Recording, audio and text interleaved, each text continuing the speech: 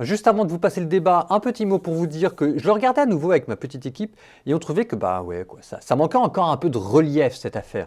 Alors pas les intervenants qui sont très bien, mais peut-être la manière d'animer ou dans les conclusions. Enfin bref, on cherche une idée pour lui donner un peu plus de tonus et de relief à ce genre de débat. Donc un petit service, si vous avez des idées, vous nous les mettez dans les commentaires. Merci pour améliorer. Voilà. Bon visionnage. Bonsoir YouTube, on est de retour pour notre troisième sujet débat. On a fait garçon-fille, les relations amitié-amour garçon-fille. On a fait peut-on être marié avec quelqu'un d'une autre religion. Ce soir, toujours dans les sujets brûlants, l'immigration, pour ou contre. Si ça vous intéresse de participer à nos débats, vous vous inscrivez sur notre Instagram, puisque c'est là que je donne en avant-première les questions, et les gens me posent les questions, et ensuite je les récupère, je les écris et je les pose. Donc tout ça, ça se passe sur notre Instagram. Vous n'oubliez pas aussi qu'on a une autre chaîne YouTube. Et puis on a aussi notre TikTok. C'est toujours bien de mettre vos pouces bleus, de regarder si les abonnements, la cloche est à jour. Et puis aussi que vous mettiez vos commentaires sur ce débat en bas pour que vous puissiez nous dire aussi ce que vous pensez pour enrichir tout le monde. Avant de commencer ce débat, nous commençons par un rapide tour de table pour que les uns et les autres se présentent. Alors bonjour, moi c'est Martin, j'ai 22 ans et je suis en master de mathématiques appliquées à l'NCE à Ivry. Bonjour, moi c'est Marie-Danielle, j'ai 20 ans et je suis actuellement en DUT technique de commercialisation. Bonjour, moi c'est Janvier, j'ai 26 ans, je suis entrepreneur et président de la jeune association catholique FIDE. Donc Janvier, vous vous souvenez, il était là avec nous sur notre premier débat. On vous a mis son instinct, on vous le remet. Et puis on y va pour un tour de questions pour déblayer le terrain, pour être sûr qu'on parle bien de la même chose. Donc l'immigration, c'est la venue de n'importe quel étranger en France pour s'installer. Après, il y a plein de sous-questions. C'est un peu réducteur de dire pour ou contre. Il faut voir qui, comment et en quelle quantité surtout.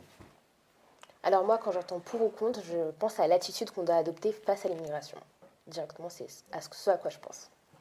Moi quand j'entends pour ou contre l'immigration, je pense déjà à la connotation que l'on va avoir sur le mot immigration. Ça veut dire quoi, connotation sur le mot immigration? Une connotation péjorative, une connotation positive en fonction de la population qu'on va coller avec le mot. Donc moi c'est ça que ça m'évoque. Et nous commençons tout de suite avec une première question qui forcément sera un peu réducteur, puisque la question c'est pour ou contre l'immigration. Enfin, il faut bien qu'on commence par quelque chose, donc on va commencer par là. On a conscience que c'est un sujet qui est compliqué, que c'est un sujet qui est touchy, donc on fera ce qu'on pourra. Question ardoise. L'immigration. Pour ou contre?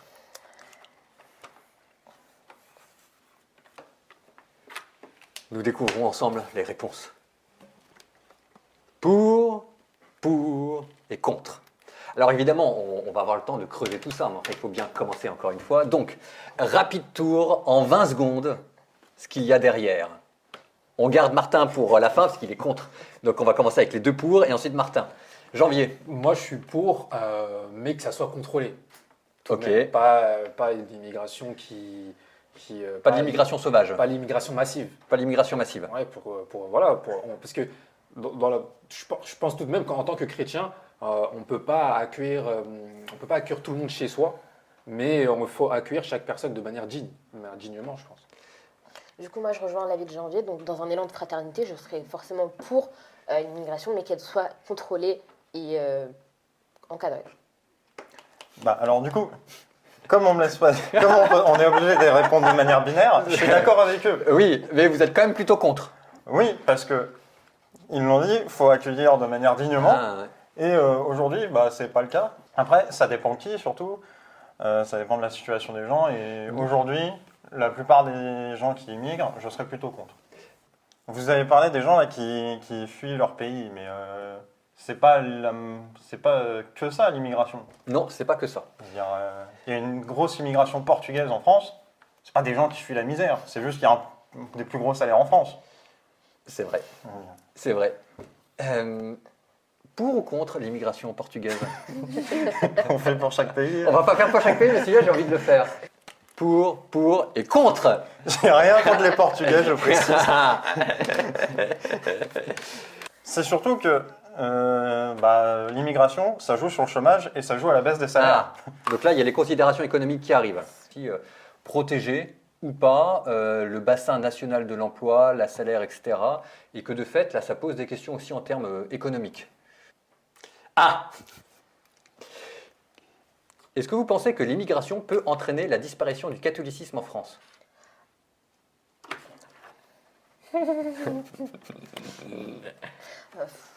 Non. Non et non. Unanimité. Marie-Danielle. Oui.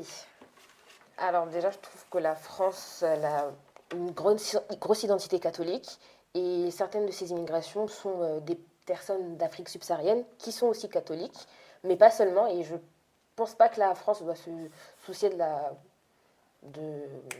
la prospérité du catholicisme en France vis-à-vis des immigrations parce que je trouve que nos églises elles font le nécessaire pour que le catholicisme perdure, donc je ne m'inquiète pas pour ça. Donc ça veut dire que si jamais je vais jusqu'au bout de ce que vous dites, c'est que non seulement on n'a pas à s'inquiéter de la disparition du catholicisme, mais même ça ne va pas marginaliser le catholicisme en France.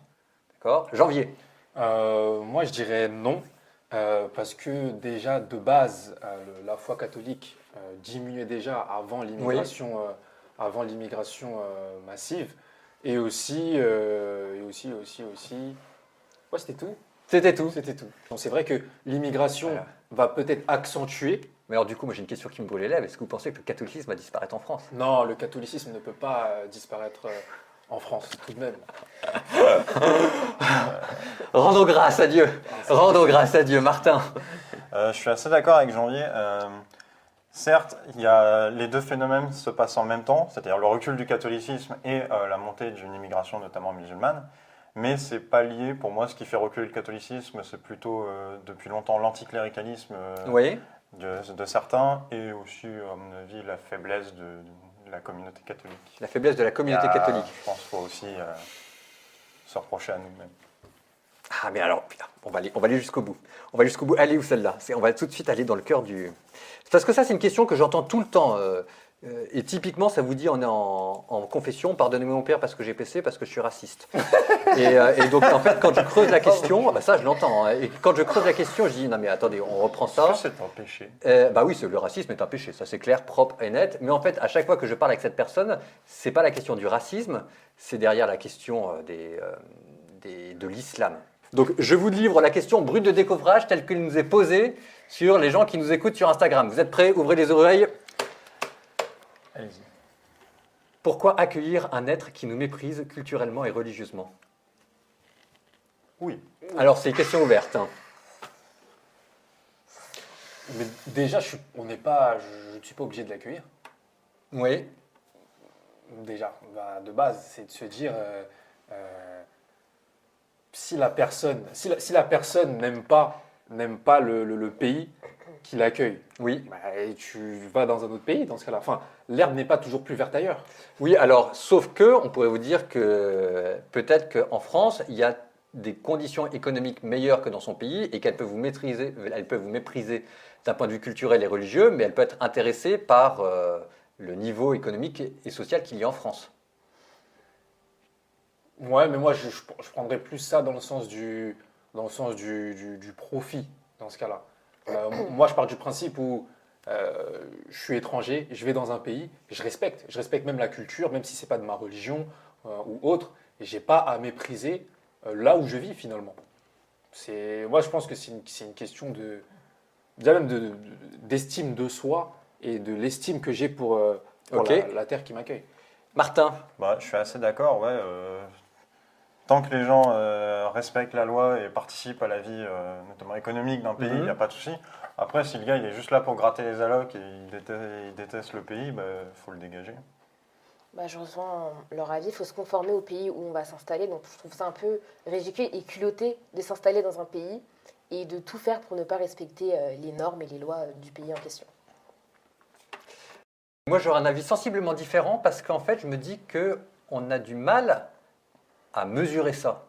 Sur quels critères vous allez dire ah bah toi tu nous méprises, c'est non, toi tu nous méprises pas, donc c'est oui. Donc concrètement, comment est-ce que vous allez faire la différence entre les deux? Vous allez leur faire passer un test? Bah, ça peut se mesurer aussi sur est-ce que les personnes participent à la vie du pays et aussi Alors, est-ce oui. que la personne respecte la loi. Alors ça, ok. C'est quand Ça, même non, ça, de toute un- façon, on va dire qu'il y a le présupposé, c'est que la personne respecte la loi. Je veux dire, Ouais, de base. De base. C'est le minimum Tu syndical. peux ne pas respecter la loi et rester très longtemps dans un pays. ça vous est déjà arrivé d'enfreindre la loi, le code de la route? Ça a pu arriver. Ça peut arriver. Moi, ça m'est déjà arrivé. Ça m'est déjà arrivé de m'entendre faire traiter de mécréant impur. Eh bien, c'est quand même curieux cette affaire. Qu'est-ce que ça veut dire tout ça? Bon. Mais quand même, c'est difficile après de savoir exactement sur quels critères. Ensuite, on va dire oui, on va dire non. Dans le doute, il vaut mieux accepter. Bah, faut juste être ferme de ses. Moi, je dirais que même vis-à-vis du doute, on ne doit pas donner une réponse pour plaire à l'autre. Il faut juste être soi-même.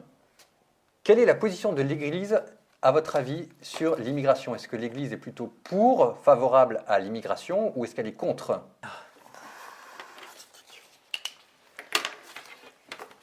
Que dit l'Église sur l'immigration? Elle est pour l'immigration, elle est pour l'immigration et elle est pour l'immigration. Alors, ça ne veut pas dire que l'Église favorise l'immigration ou qu'elle trouve que c'est une bonne chose, parce que l'Église part du principe que si les gens émigrent, c'est parce qu'ils sont malheureux.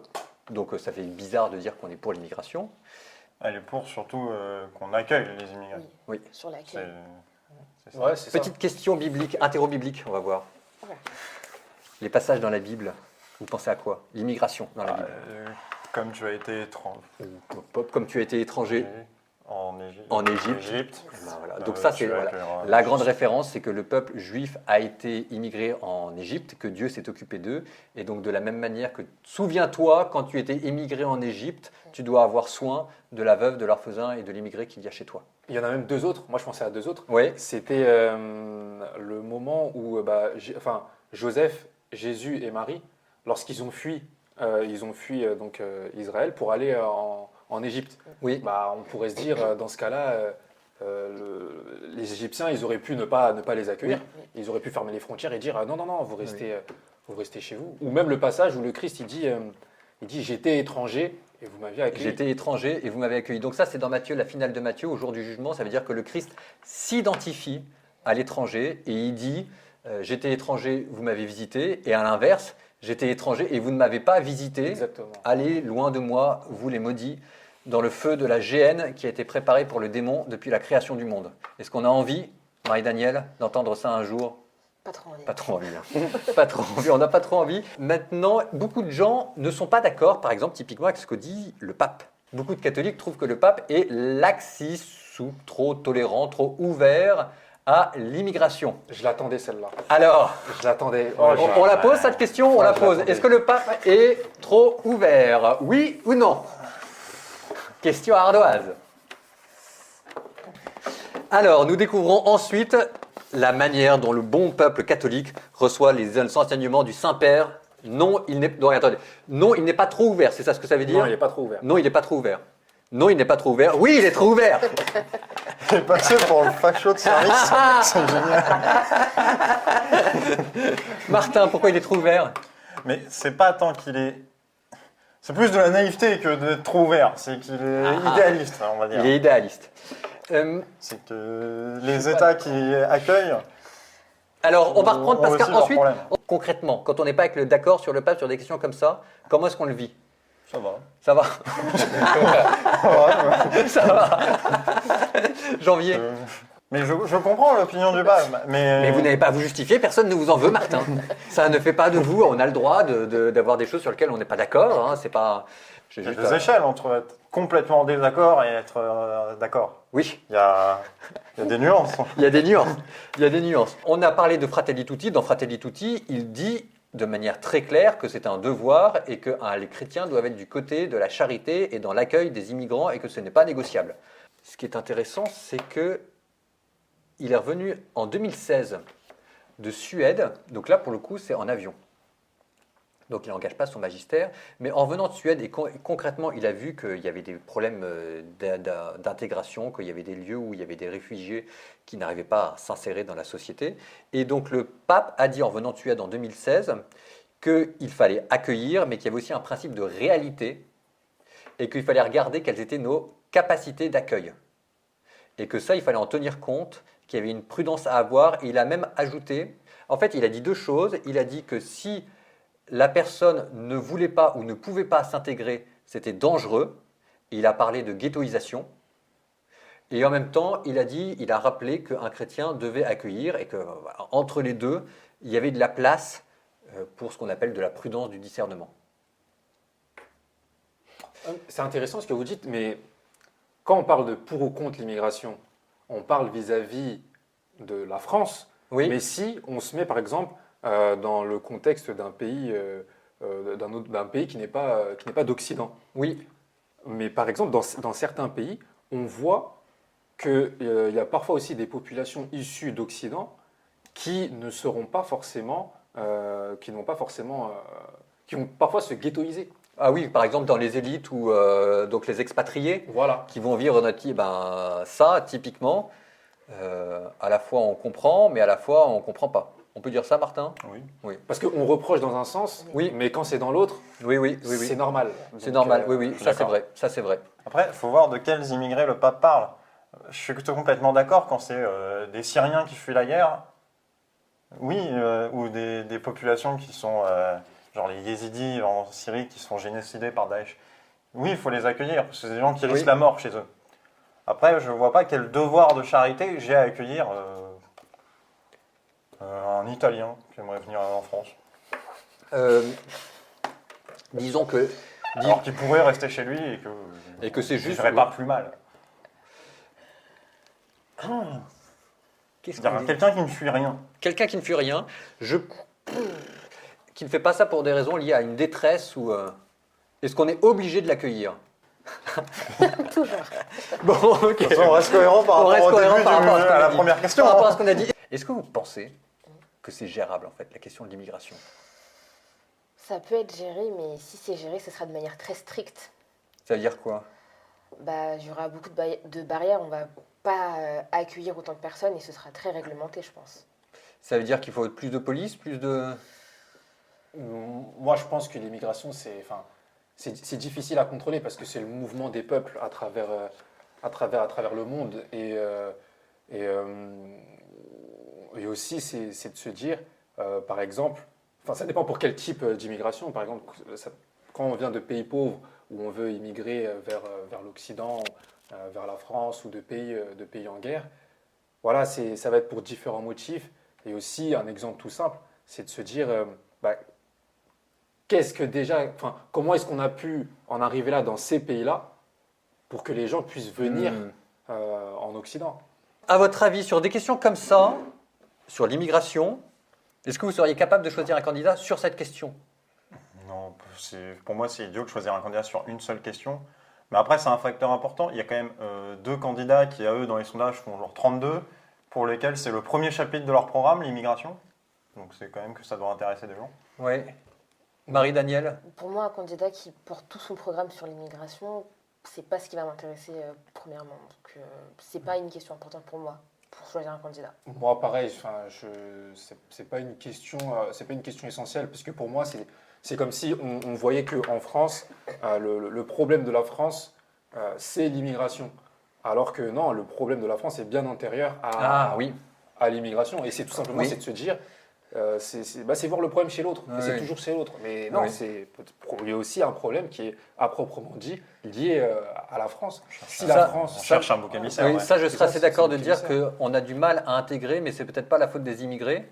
C'est peut-être parce qu'on a une culture ou une identité en France qui fonctionne moins, enfin, qui n'est pas attractive ou sur lequel on est déjà entre nous pas tout à fait d'accord. On a le droit de dire ça? Ouais, on n'est pas tout à fait d'accord. Puis on est faible sur notre culture, je pense. Et que c'est. Donc, Moi, j'ai du mal avec ça. Enfin, On dit toujours la culture, mais on fait souvent référence à la culture chrétienne, comme par exemple certains candidats Ouais. qui vont parler de culture chrétienne. Mais moi, je pense que le plus important dans le christianisme, c'est pas l'aspect culture, c'est la foi, c'est la spiritualité. Et Ah, j'ai mais- l'impression qu'on Non, mais dénature. c'est un autre débat. Mais... Ouais, mais par rapport à l'immigration, c'est quelque chose qui joue beaucoup parce que on aura tendance à, sous couvert de l'immigration, on va parler de l'islam, donc Ouais, je suis d'accord. de l'immigration musulmane, et pour contrer l'immigration musulmane, on va parler de culture chrétienne. Oui. Donc parfois certains, pour ne pas citer de candidats, qui seront contre l'immigration musulmane, mais ils vont prendre le bouclier du catholicisme. Oui. Bah, et ça, c'est Qui est, pas... Et le On est Canada, d'accord oui, que c'est ridicule. oui, on n'a pas le droit d'utiliser le catholicisme pour ça. Comme, oui, c'est ça. Oui, oui. Je suis Oui, oui. complètement d'accord. Oui. Si le catholique est Ça faible serait un dans son propos pays, de- faut pas s'étonner que le musulman qui vient en France, qui pratique, lui, bah, Mm. automatiquement, on va le voir comme un ennemi. Bah, c'est logique. Si toi, tu pratiques pas chez toi et que tu invites quelqu'un qui vient dans ta maison et qui pratique, bah, automatiquement, il va prendre de la place là où toi, Ah, tu as je laissé suis un d'accord. vide. Oui. Oui. Ça veut peut-être dire aussi que nous, en France, on a des familles qui sont fragiles, ça. Et puis ça, je pense qu'on peut le dire aussi, que qu'il y a beaucoup de malheurs dans les familles et que s'il y avait des familles qui étaient plus heureuses, et je le dis peut-être de manière simple, plus nombreuses, cette question-là ne se poserait pas de la même manière. C'est Ah bah, caricatural de dire ça ou pas? Non, Non, parce non, qu'il y a aussi des... En France, on en parle moins, mais par exemple, l'Allemagne assume très bien que sa politique, c'est de faire venir des étrangers pour contrebalancer son déficit Oui. démographique. Oui, Donc c'est de la prendre dans le sujet. Hein. oui. Bah, surtout Et que c'est des enfants, c'est les familles qui finalement qui font, c'est la quantité de personnes qui vont composer les familles qui font la population française. Ouais. Ouais. On a fait la position de l'Église. Ah, est-ce qu'il y a un ordre naturel à préserver, genre à un territoire donné correspond une nation donnée? Est-ce que vous pensez qu'il y a une sorte de droit du sol et du sang, pour le dire comme ça, que un peuple a le droit de se dire ça c'est chez moi et point à la ligne? Bah, il y a le droit de rester. Oui. On n'a pas à chasser les gens de chez eux. Voilà. Bah, Pas de moi, problème. moi, je dirais que le droit du sol par rapport à une population qui vit dans l'histoire du monde, bah, c'est comme ça que c'est fait. Si un peuple est installé là depuis je ne sais combien de siècles, de millénaires, c'est tout à fait normal qu'il puisse se dire, bah, là, c'est chez lui ici. C'est l'histoire du monde finalement. Et puis après, avec ça, c'est de se dire, bah, si moi j'ai envie d'aller dans un autre continent, d'où je ne suis pas originaire, bah, j'ai le droit. Quoi. Le monde appartient à Dieu. Le monde appartient à Dieu. On a le droit d'être patriote, puisque chacun est patriote vis-à-vis de son pays d'origine ou de Oui. son pays d'accueil. Mais ce qui n'est pas bon, je pense, c'est les dérives du patriotisme qui vont pousser parfois à la xénophobie, c'est-à-dire au rejet de l'autre. Oui.